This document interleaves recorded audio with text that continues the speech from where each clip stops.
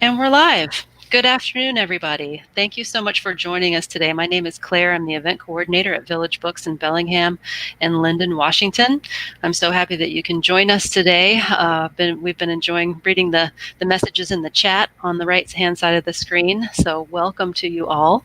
A few things about Crowdcast. If you're hearing an echo, try putting on some headphones, even just little earbuds, or try turning down the volume of your computer. Or make sure you only have one window open, one Crowdcast window open. Sometimes it's easy to have more than one window open, and that will create a terrible echo.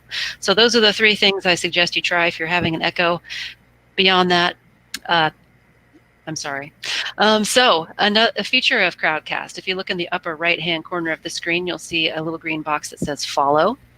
If you click on that button, you will get notifications of events that we have coming up here at Village Books in our virtual readings gallery. We have lots of events coming up. We've already been hosting a lot of events. We're not letting a pandemic slow us down. So we appreciate you joining us. In fact, coming up this Thursday at 7 p.m. on October 1st, we are pleased to welcome the editor of this book right here. This is called Fury. Women's Lived Experiences in the Trump Era. So Amy Roost is the editor of this book, and there are going to be 4 other authors or contributors to that book who are going to be reading with her. So that will be a very interesting event to host 2 nights after the first presidential debate. We hope you'll join us for that one. That's going to be Thursday at 7 p.m. Let's see.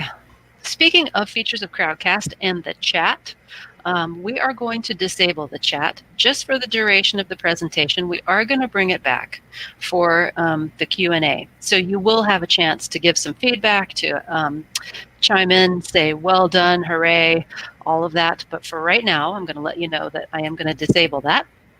But we'll bring you back, I promise.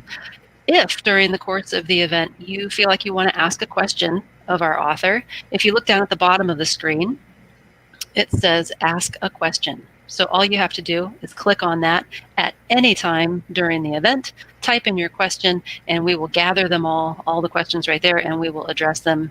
We'll get to as many as we can in the hour of this event. And again, that's the Ask a Question feature at the bottom of the screen. Just click on that, type in your question, close it up, and we will keep it there until it's time for us to get to it at the Q&A.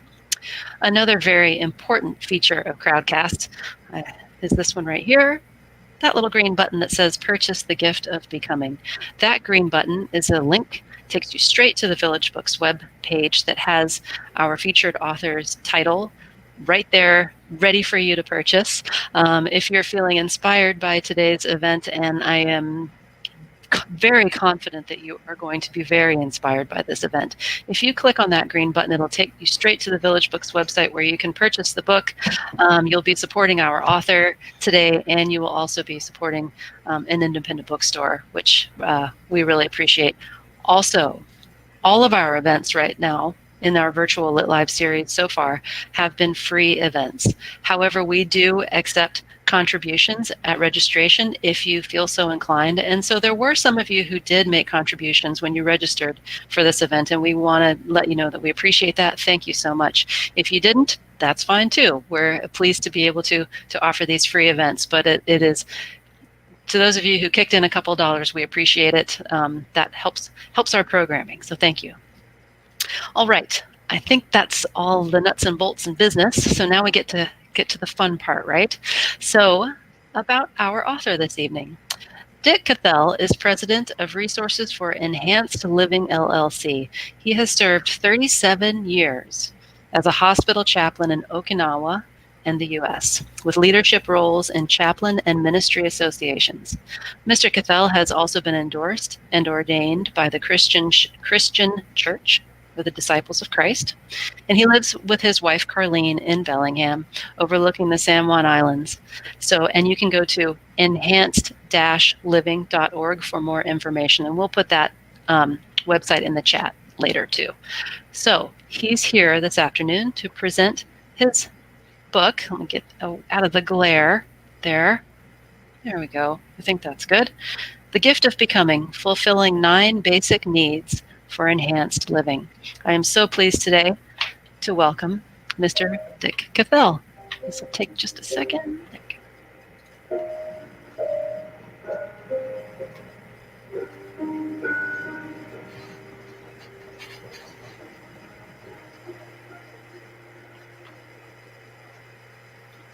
When the wind blows, the leaves dance in harmony, and the trees sway to the same rhythm, and the birds wing their way to freedom, but the world still refuses to sing together.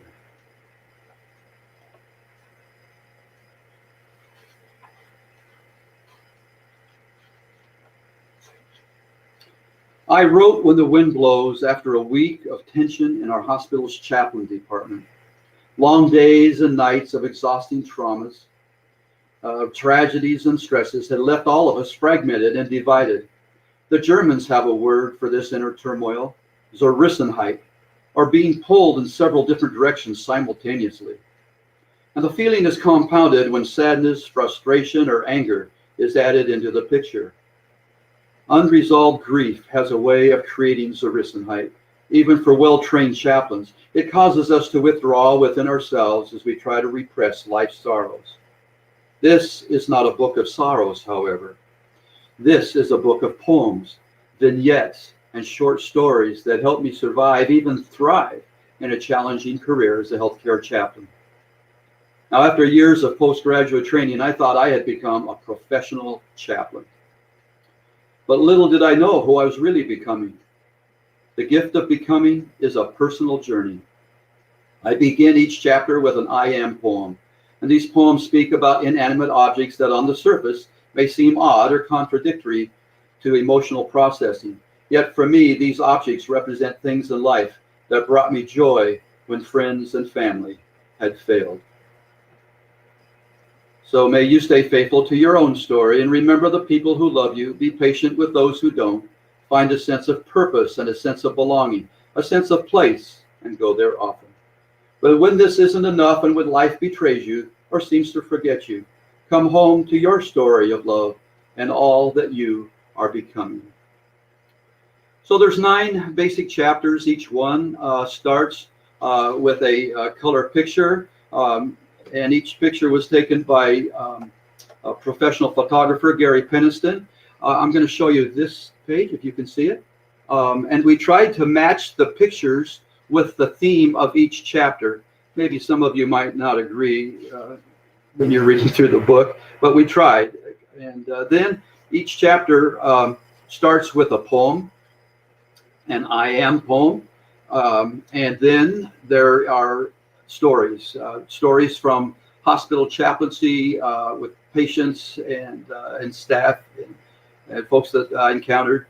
There's also some stories from my personal life that follows up with that. I think, and by the way, you can start anywhere you want in the book.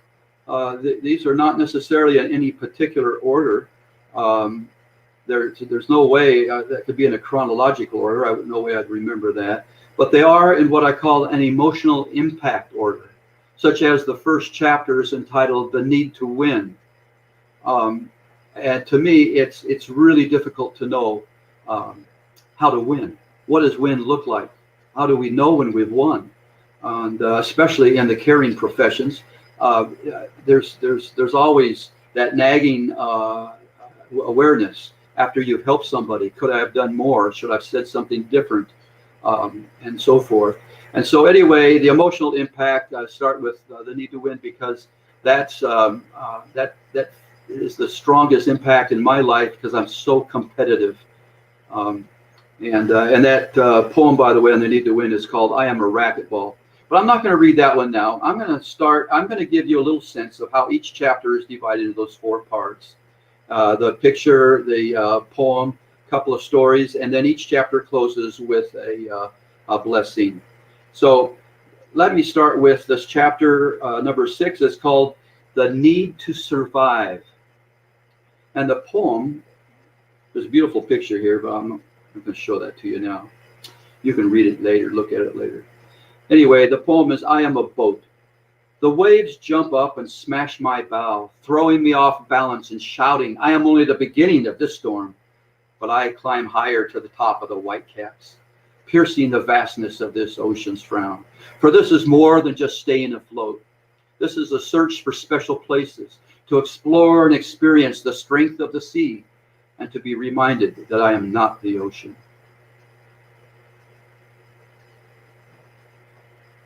A heart stopped beating, lungs stopped breathing, alarms went off at full volume. A half dozen specialists, physicians, nurses, respiratory therapists, lab technicians, they raced to the patient's side. My pager went off from the automatic alert system. Everything happened fast. A full team of professionals working in concert, yet each with a specific role, helped to save someone whose life was on the edge. I don't remember much, Chaplain, said Jamie, the 46-year-old who had just survived a code blue. I had returned to his room just after his emergency heart catheterization. But I know I was on the edge of it all right. Do they know what happened? Jamie's wife, Kelly, chimed in, giving him the report she had heard from the doctors. You had 2 blocked arteries, 2 major blood clots that stopped your heart and then your breathing. Did they say what I need to do to keep it from happening again? Jamie inquired further. Kelly summarized the cardiologist's report and added some feedback from the assigned nurse. Your heart doctor said you'll have to slow down. No more 60 to 80-hour work weeks. He'll put you on some cholesterol meds and we'll send in a dietitian to help you start with some new eating habits. But Jamie was a big man. His body mass index was high, and he needed to lose at least 40 pounds. The nurse said, it's fortunate you stopped smoking 5 years ago. That probably helped you survive today's episode. A strong sense of curiosity is common. Is a common trait that I have noticed over the years for Code Blue survivors and others who have defied death. What happened? How did it happen? Inquisitiveness adds to life in general, and wonderment and exploration gives a person an extra sense of meaning and purpose for life. Extreme gratitude also surfaces in post-code discussions that centers around appreciation for weathering the recent storm and includes acknowledgement for surviving other life-threatening encounters, merging it all together in the present with a variety of mixed emotions. This comes with recognizing the fragility of life and the need for relationships, community, and divine compassion. With new recognition, these are all ingredients to healthy living, but not everyone understands how to acquire and nurture these ingredients. It's not healthy to live out of fear, and not to only have a goal to lose weight or to stop smoking, as worthy as these goals may seem. I believe surviving life-threatening events helps us to focus on our need for authentic relationships, meaningful occupations, and fulfilled living. It's out of fulfillment, not fear, that sustainable change and true survival emerges. A blessing for survival. May you survive the dangers without and the dangers within, for both are equally destructive. May you be protected from a lack of awareness, from unattended stresses, and from inexperienced joy. May you endure the long-term pressures that never back off, the inward naggings that corrode the soul, for both are equally harmful. May you learn to dance to the rhythm of your inner spirit and experience a life of joy, so that when all is said and done, you have not become a forgotten survivor. Well, that gives you a little idea of how the chapter goes. I'm just going to go to another chapter, and it's called the need to connect. So bear with me as I read. This one starts off with a poem called I Am Flight 37. And by the way, this poem I originally wrote on a Boeing 737, and that was the original title, but I didn't think that'd be appropriate after all the hubbub with Boeing 737s in the last year. But so I changed the name to Flight 37, but I wrote it on those flight magazines. I ripped out a page and I wrote this down as we were flying. And I might say that these poems that I've written over 37, 38 years of chaplaincy, and a poem would come out about once or twice a year or maybe every 2 or 3 years. And I don't know, I just sit down and would write a poem, just sort of like I did on that plane. I'll write a poem. I don't know, I didn't know until I sat down to write this book what was going on with me.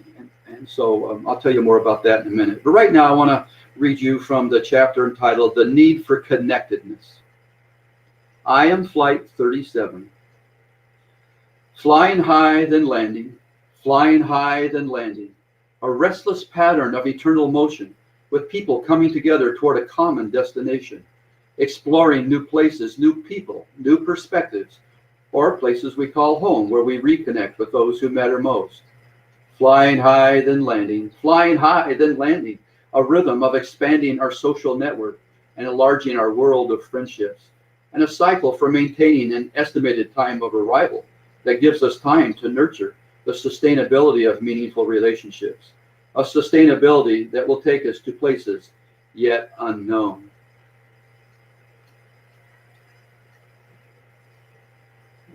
Hospital patients heal better, endure pain better, or die better when surrounded by those they love.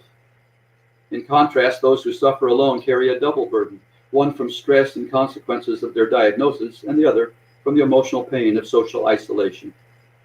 And this is nothing new, but the challenge for a chaplain lies in helping someone who has a pattern of private living to suddenly recognize their need for others. What makes a person withdraw from interacting in the first place? A strong value of independence, a survivalist conditioning that comes from too quickly going off of something painful, a residual grief compounded by reoccurring losses, or just an extreme case of shyness. There's so many reasons why someone might want to disconnect from others. In responding to some of these questions, there's multiple variables. And I am going to jump down a little bit further and read from this story that, well, you'll hear it.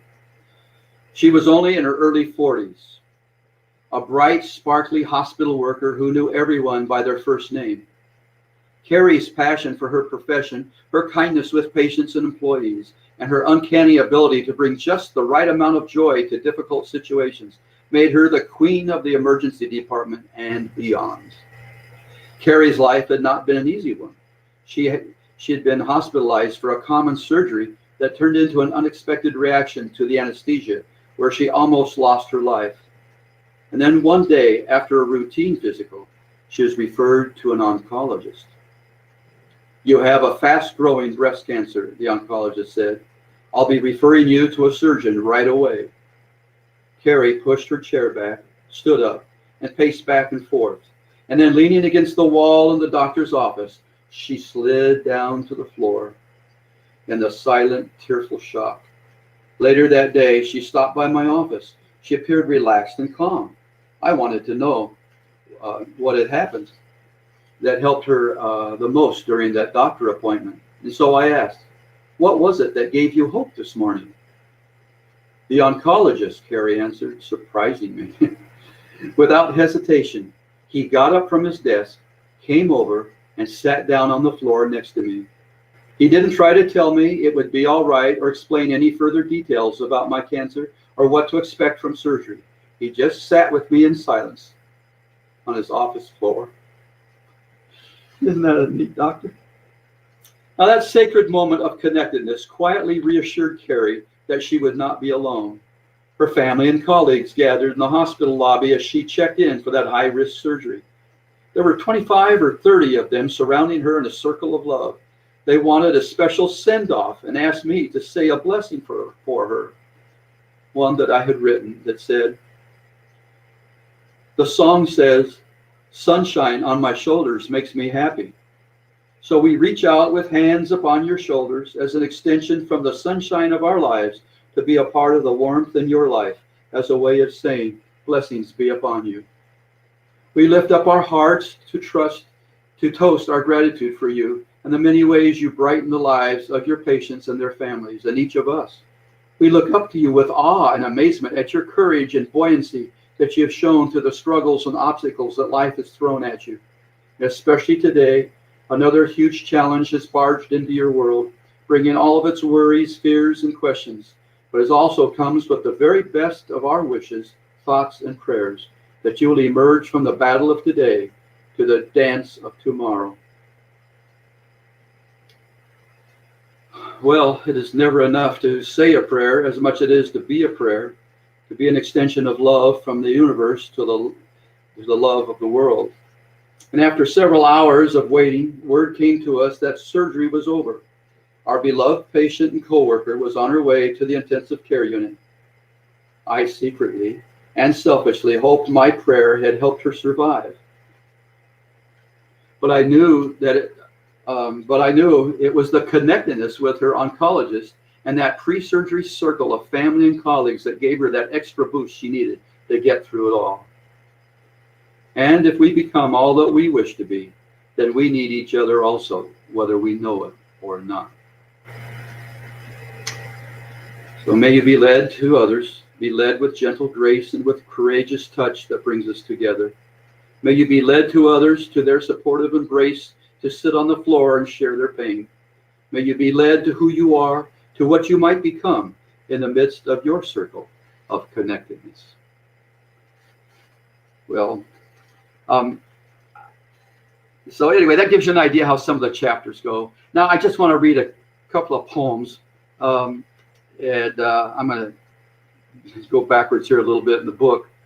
And this is a chapter entitled "The Need for No Judgment," and the poem is entitled. And my wife hates this. She was embarrassed that I would even write it, much less put it in a book. But she's starting to like it better now. But it's entitled, "I Am a Toilet.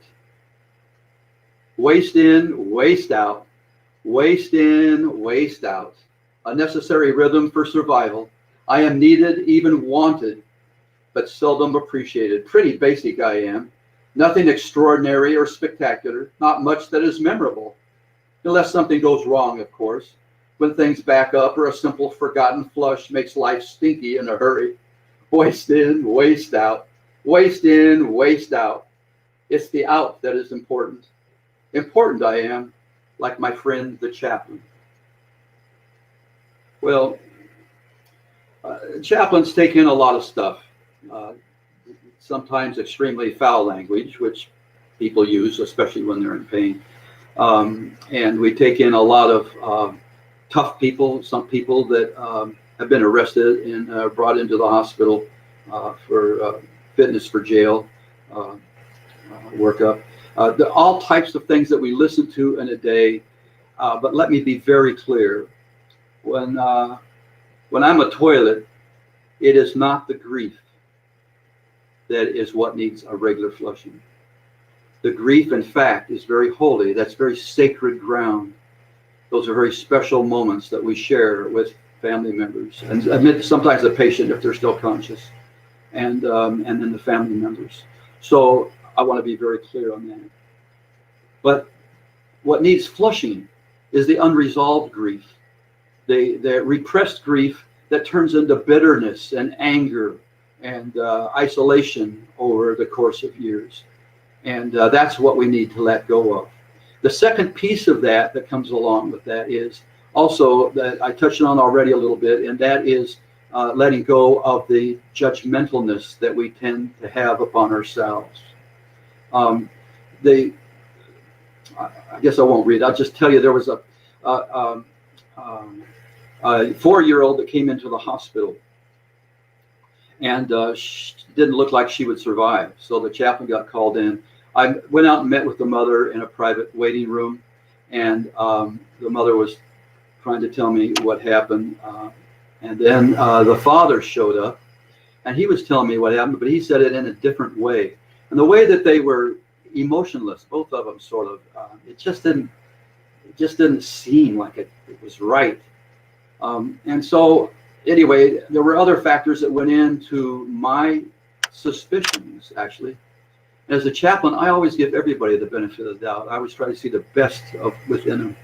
But I finally went to the doctor who was in the physician office space there in the ER.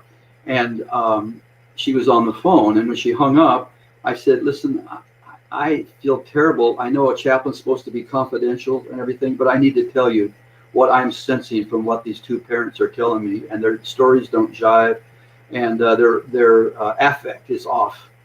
And the doctor turned to me and said, Chaplain, I just got off the phone with Child Protection Services. It's not just the injuries from today that have killed her, but she has lots of broken bones from the past and other injuries.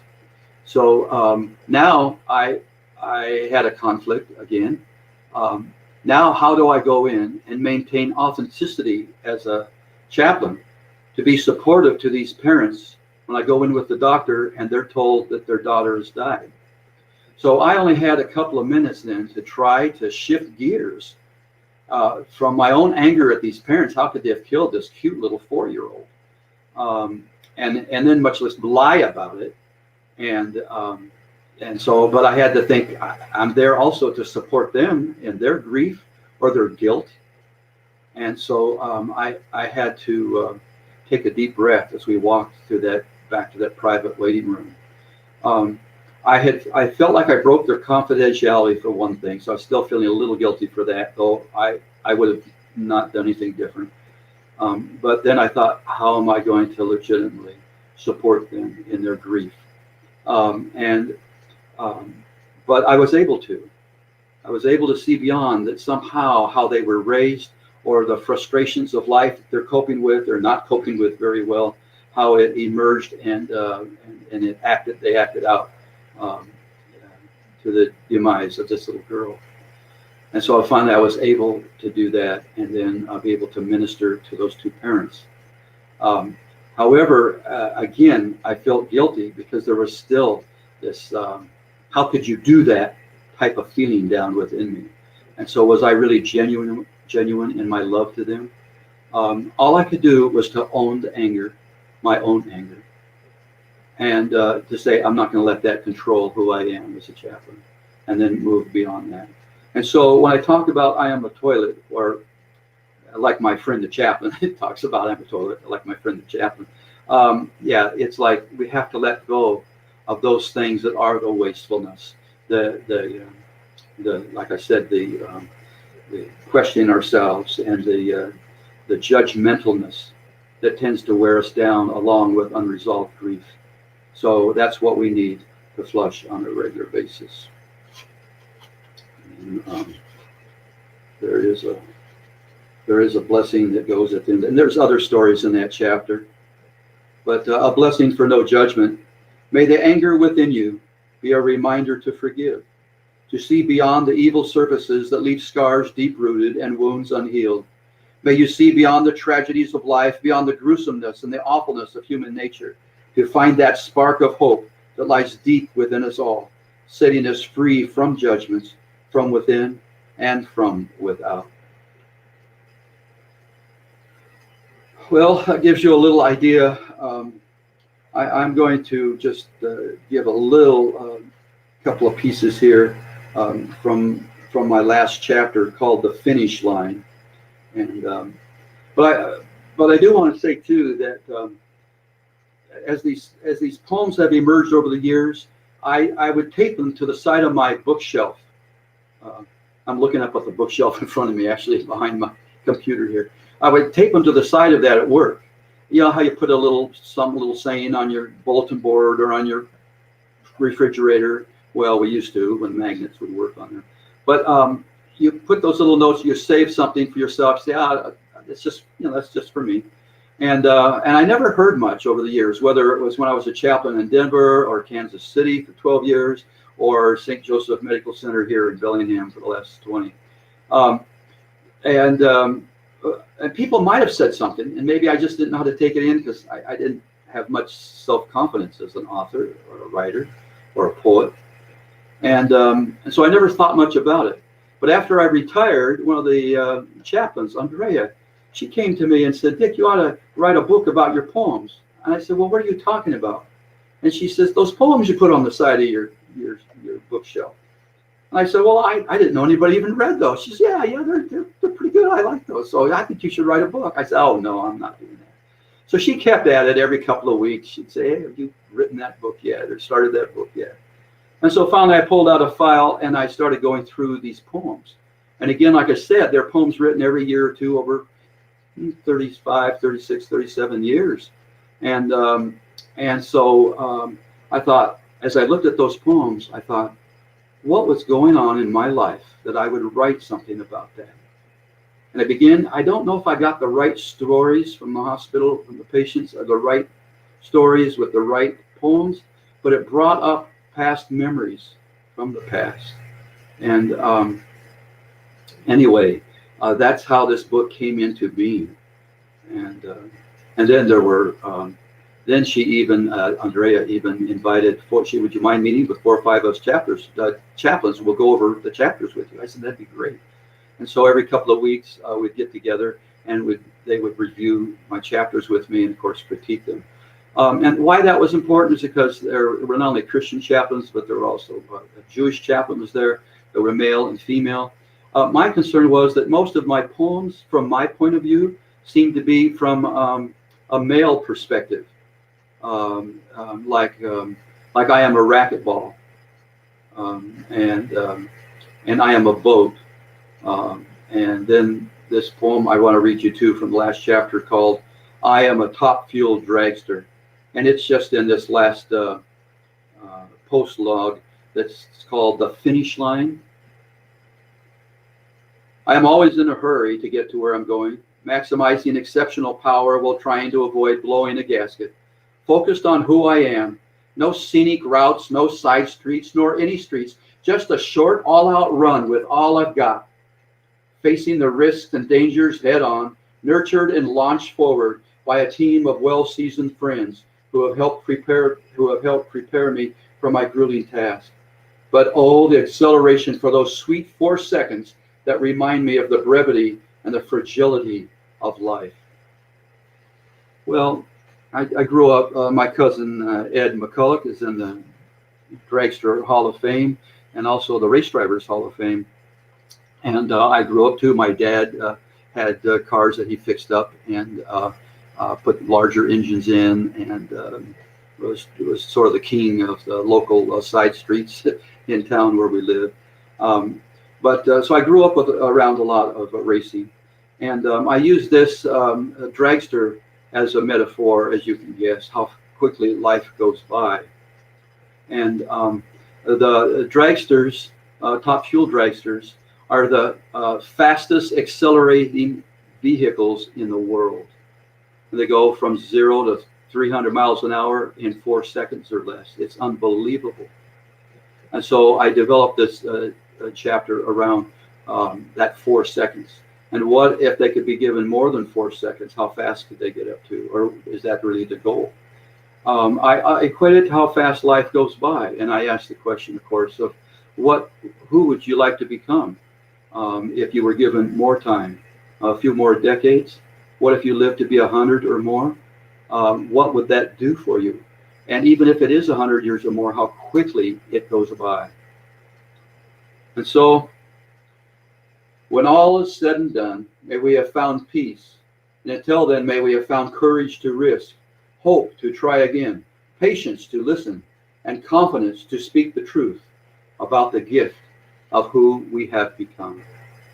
Thank you so much all for tuning in today and for listening. I'm really grateful to each of you for doing that.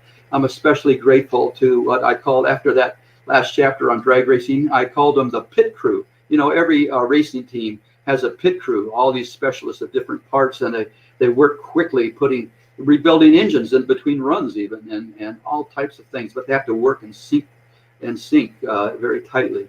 And so that's who I called my pit crew.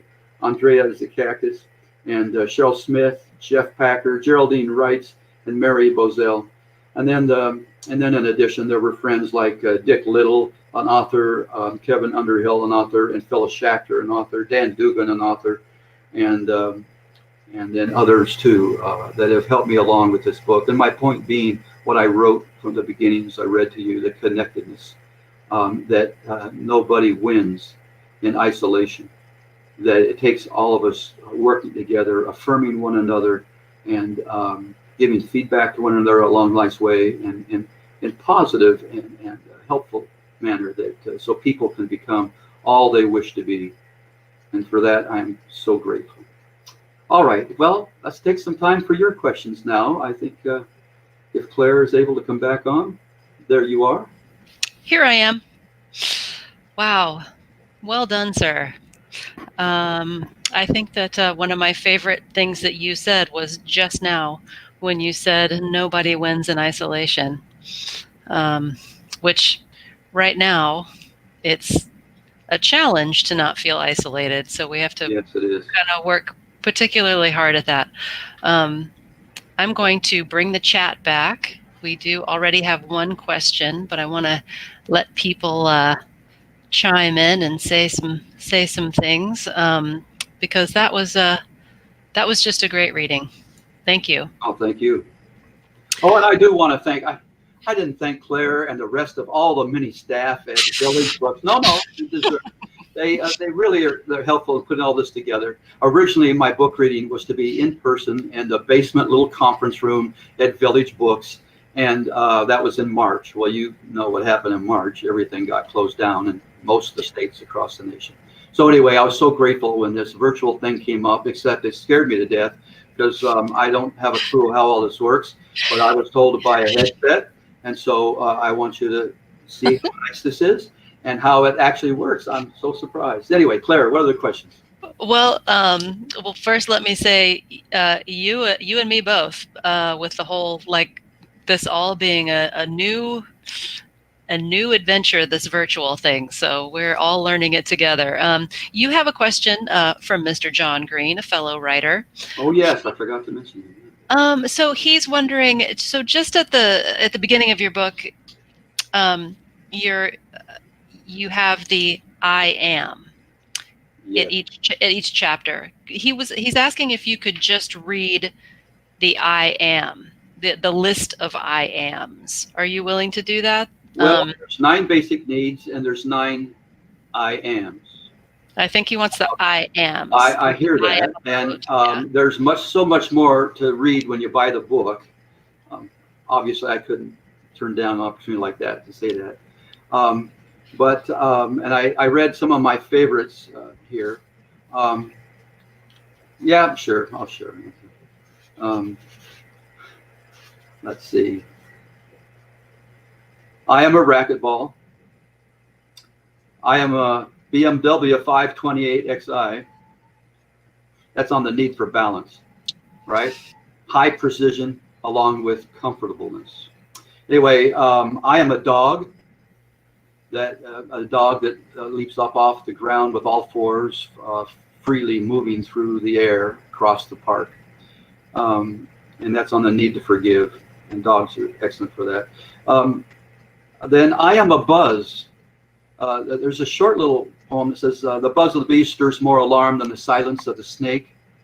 But if I stand still long enough, they both will disappear. And then you want to hear the story that goes with that of a real snake between my feet and a bumblebee buzzing around my ears. The other one I read to you, that I am a toilet, then I am a boat. Oh, and I am a trumpet. That's in the channel. I need to be bold. And then the need for calm is I am a paintbrush, and how paint brings new opportunities to us when you repaint a room. And then I am Flight 37.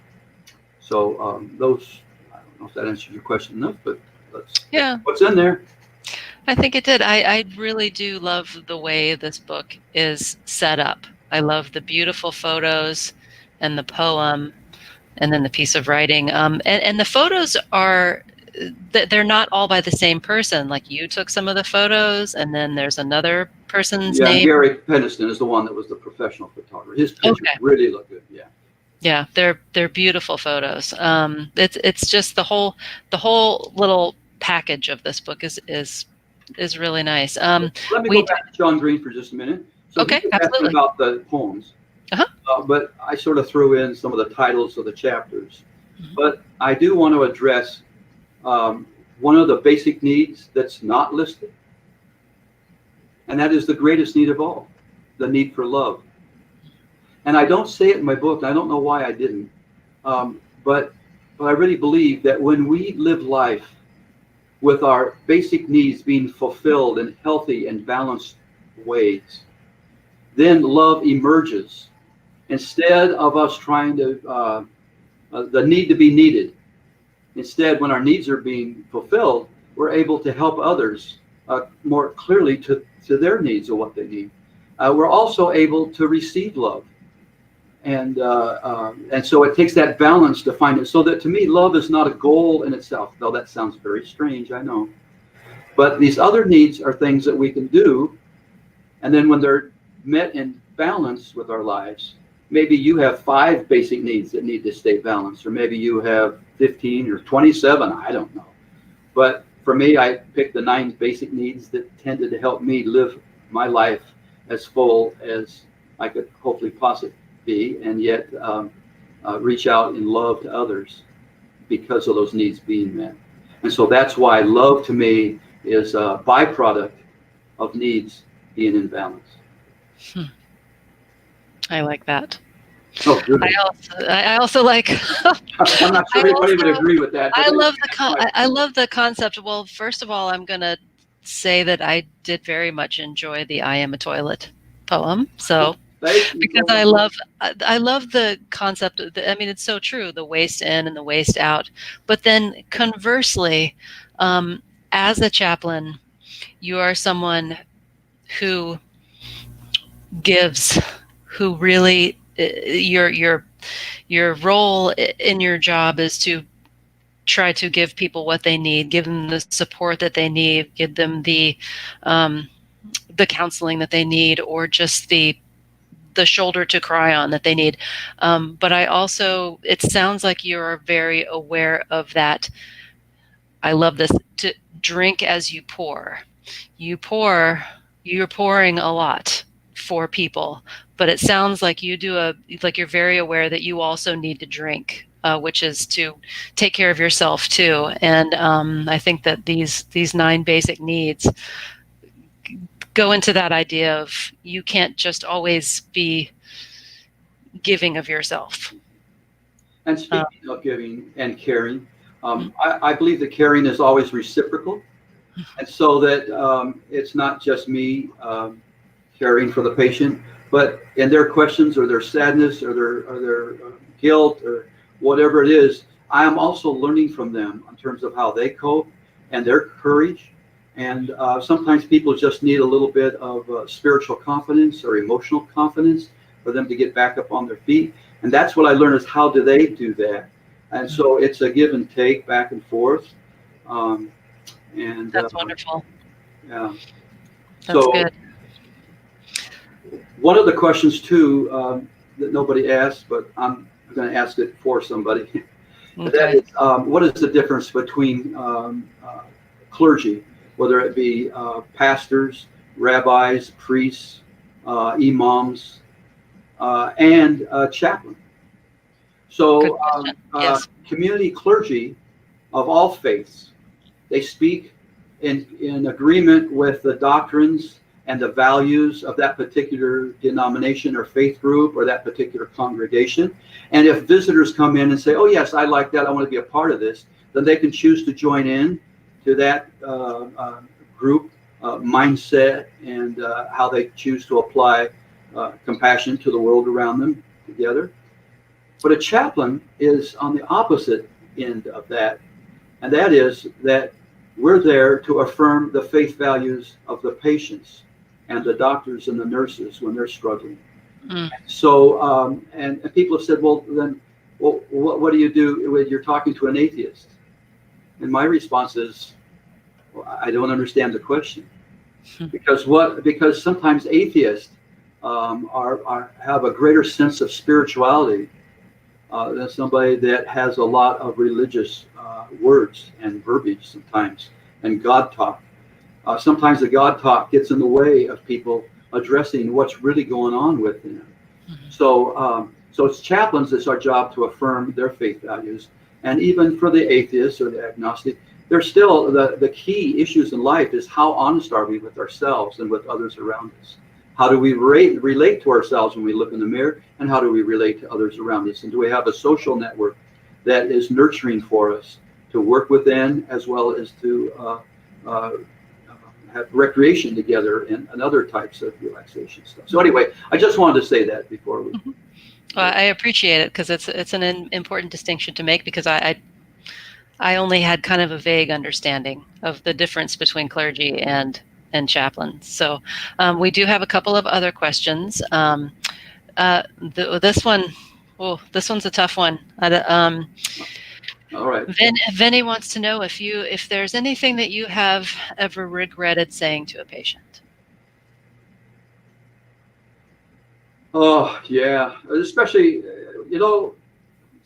I hear this from student chaplains all the time. They want to know, what should I say? And it's not really what we say that people remember. What they remember is how we impacted their lives, whether we touched their lives and we were present. And there's been times when I've said some of the wrong things, but because I was there and the compassion, they don't remember what I said. Because I sat there in grief, and so sometimes that sort of blocks out everything for the day, Sure. But I think I did say once, somebody that was a member of a church, so they had this Christian background, and I remember saying as a young chaplain to them, but God says all things work out for the good for those that love the Lord. Well, is that a bunch of crap? I mean, really, with all due respect to the Lord, I mean, I just think, geez, they just maybe lost a loved one or something, and because all things good didn't work out, does that mean they don't love God, or God doesn't love them? I mean, that is crazy, But I think that's a common response from. Well, anyway, it's not the best response from a chaplain, and if I used that type of response when I was in my certification committee, or they're trying to see if I'm worthy of being certified as a professional chaplain, they would have flunked me on that one. Oh boy. Well, here's another big question. Hank wants to know what is the role of a spiritual life? That's a big question. I think you should read my book, Hank. I think it has to do with becoming who we're meant to be, and how do we stay true to that. There are so many things that pull us apart, so many different attitudes that are voiced, even sometimes not voiced, they're said behind our back, so many expectations that we try to live up to. Sometimes those expectations are our own expectations that maybe are false or inappropriate expectations, but somehow we think that we're going to arrive to this holy moment and practice that holiness and be a saint within the church or the synagogue or the mosque. And I don't know. I think it has more to do with internal ingredients of how do we love ourselves? How do you look in the mirror and say, I love you? And furthermore, how do you look in the mirror and say, hey, you may be bald and you think you have the neatest headsets in the world, but you're hard to love at times. And sometimes you pretend to listen to patients when really your mind was drifting. And there's times when this and that. And so I think it's when we can look honestly at ourselves and be honest with the divine that we choose to follow, and as I said, to live our lives in balance with our needs being met. And I call it in healthy and balanced ways is the key, so you don't get off on some tangent. I don't know, but that's sort of my definition of spirituality. It might not be enough, and I do address it in more specifics in one of the chapters in the book. When a general in the hospital dying of a brain tumor, his wife stepped out in the hall and flagged me down, says, Chaplain, can you come and talk to my husband? He's dying and he doesn't know Jesus. And so I think you'll find that story quite interesting as to how, when all was said and done, the chaplain the general with all of his cuss words and some of the struggles and the battles that he fought in Vietnam, and how he described that with really foul language. And his wife says, so Henry, how can you talk that way in front of the chaplain? And then I want you to read what I said to her. that her jaw dropped down. I didn't mean to do that. I was just trying to be honest. But anyway, that would be something to look at. That I thought that the general did, in fact, have a spirituality because he loved his men and he did his best to protect them and he stayed true to his calling. And so I think those are ingredients also that we need to focus on and find more affirmation between us as people journeying through life together. All right, we have a couple more questions. Let's see. How do you balance the struggle to stay connected to your compassion with the fast pace sometimes of a crisis response? Oh yeah, well, chaplains do need to have some qualities besides just book learning, and that would be how do we engage and warm up quickly with others? And it's not always by words, but like I said before, it's maybe by our presence. How do we communicate that compassion? Just like that oncologist I was reading about that Carrie told me about. By the way, all the names in the book are fictitious to protect the innocent and the guilty. But but I think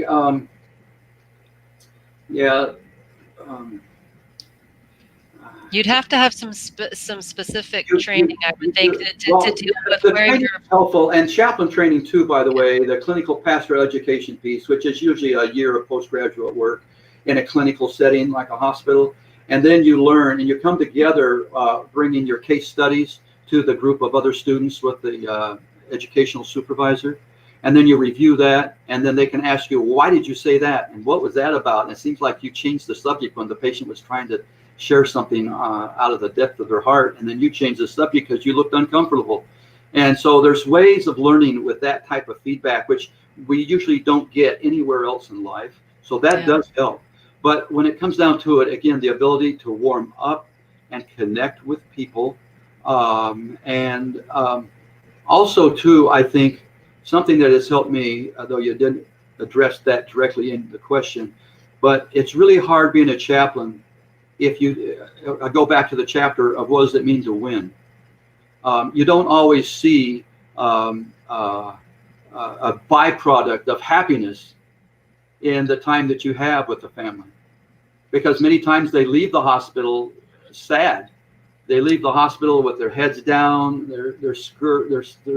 they're dragging down the hallway and out the door, and they look forlorn. They're crying. Others around them with their arms around them and trying to comfort them. And there's just nothing in this world that will comfort them satisfactorily. And so it's like, oh, geez, I guess I blew that. And sometimes we do, sometimes chaplains blow it. Like I said, we say maybe the wrong quote or the wrong thing. But again, many times we don't know until years later. Right. And let me just share this one little story. There is a story, I forget which chapter it's in, but anyway, it's about, it was a 4-year-old also that had been mauled by a German Shepherd. And I did not get into all the details of it because it was one of the worst things I'd ever seen. I mean, anyway. But anyway, the plastic surgeon was called in by the ER doctor and stuff, and it was going to be a high-risk surgery. In fact, it was about a 99% chance that patient would not survive. She had been ripped up. She had lost so much blood. But anyway, that physician, that surgeon, she said, no, chaplain, she says, let's go for it. And she went into surgery that lasted, I think it was 7 or 8 hours. There were several hundred stitches all across her forehead, all down her side, just everywhere. And I thought, even if this girl lives, she'll be looking like a monster. And then one of, must have been, anyway, the girl survived. She survived the surgery, to everyone's surprise. And about 8 months, 9 months, 10 months later, I get a call from this surgeon. It was a female, and she says, chaplain, are you in the hospital? I said, well, yeah. She says, can you come down to the lobby right now? I said, oh, yes, I'll be right there. And so we chaplains are used to being interrupted, and sure, we go to respond. I'm thinking, oh, no, now what has happened, And I go down there, and she says, chaplain, do you remember Amy here and her parents? And I didn't. And I said, well, she says, she's the one that was mauled by the dog. And I looked at this beautiful girl and I started to cry. And the little girl looked up and said, oh, why are you crying? I had to say, well, because you are so beautiful. And she was. And so my point is that it's sometimes not until a year later or 5 years later or 10 years later that we begin to see that, oh, I'm glad we were all there to help somebody in need. And sometimes we don't see those results till years go by. And then someone says, oh, thank you for caring. And so anyway, that's. And that's got to be one of the most gratifying. Anyway, I don't want to tell any more stories. I'll be here all night. Okay. We have two more questions. Okay, two more. I'll try to be brief. So one of them I think is short answer, and one of them is long answer. We'll go with the long answer. I appreciate your reading of the speed to reach the next destination. I think that was perhaps the dragster poem. Yes, that is. So the speed to reach the next destination, event, or circumstance. I feel that it touched me, and I would like to know what made you include this. Oh, well, actually, it's not just in that chapter. There's some other chapters on the need for stillness, for instance, how to slow down. And the need is there because I live life so fast. I mean, look at what I find recreation in. Racquetball leagues on Wednesday nights, racquetball for fun on Monday afternoons. And that's a very fast sport. And I've lived life fast. And in the fast lane, I drive fast.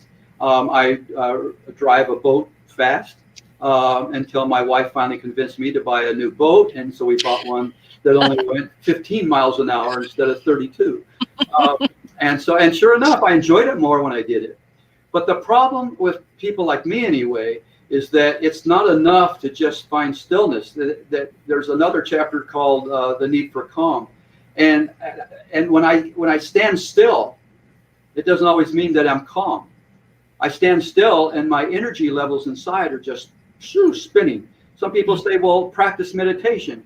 So I'm going to practice meditation, and I sit down and I'm thinking, oh yes, someone said, oh yes, think of a train going in front of you and all the cars passing by, and one comes and it goes, and let all these worries of life come and go. Oh, for crying out loud. I sit down to try to meditate, and I'm thinking, oh geez, I wonder who taught this method of meditation. That doesn't work for me. For me, I need to go and burn up some energy first. Then I can come and sit and get into the moment. So we're all different. So I just want to maintain that, again, what are your needs? What do you need to do to slow down?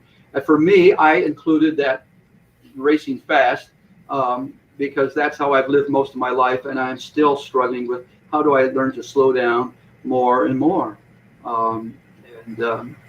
Someday I'll slow down entirely and say, look what I have become. I'm no longer. So anyway, I don't know. What was the short question? The short question has to do more with kind of your schedule after the pandemic.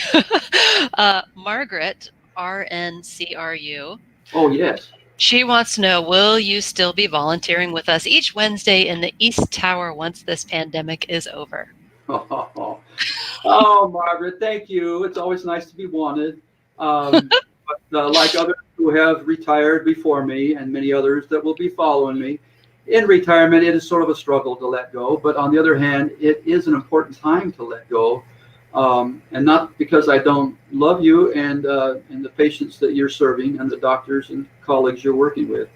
But the answer is most likely no. But from time to time, when I have people that request me to come and visit them and they're in your unit there, I, of course, will always stop and say hi to you and the other nurses and staff there, of course. And also, I do still get some calls from nurses and doctors, and I work with them with their own fatigue intervention needs. And also, too, I have my little company that I'm running, which is called Resources for Enhanced Living. And we have 4 yachts that we take healthcare chaplains out on, and we do an education event on it so they can get credits, and that they also can get out and get some recreation. And they also have a chance to network with each other. Obviously, those have been canceled for this summer, but in the future, I'd like to see some of that. And then I have been asked that would we ever expand that, not just for chaplains, but for healthcare workers in general. Now, we may. It's just I'm not sure how busy I want to become. Speaking of becoming. Right. Thank you very much, all. And again, Claire, thank you for coordinating all this. Well, go ahead. Well, I've missed all of you. To get back to Margaret, I have missed all of you, of course, and it's harder than Hades to just be home.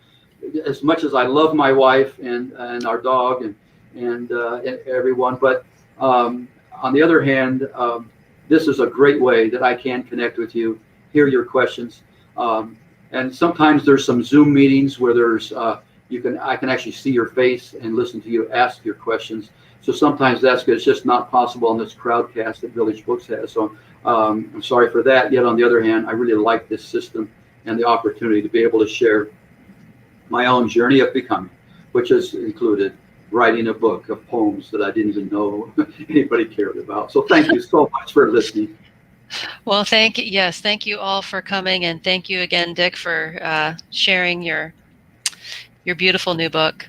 And again, if you click on the link below, if you're watching this as a recorded event on YouTube, if you look down below the screen, you can see the link to the Village Books website where you can purchase The Gift of Becoming. And gosh, I'm reading all of the chats along the side there. Lots of love in this room for you, sir. So well done. And gosh, I think that's it. So thank Good. you. Well, blessings to each of you as you continue your own journey of becoming, and as you continue to learn more and more about how this high-tech, well, at least to me it's high-tech electronics and stuff works. And may you be encouraged and strengthened as you continue to relate to one another, even though you are isolated and told to stay alone and to hide behind masks. But you know who you are, and so it's not hiding anymore when you're honest with yourself and those around you. Blessings to you. Thank you. Okay, bye-bye.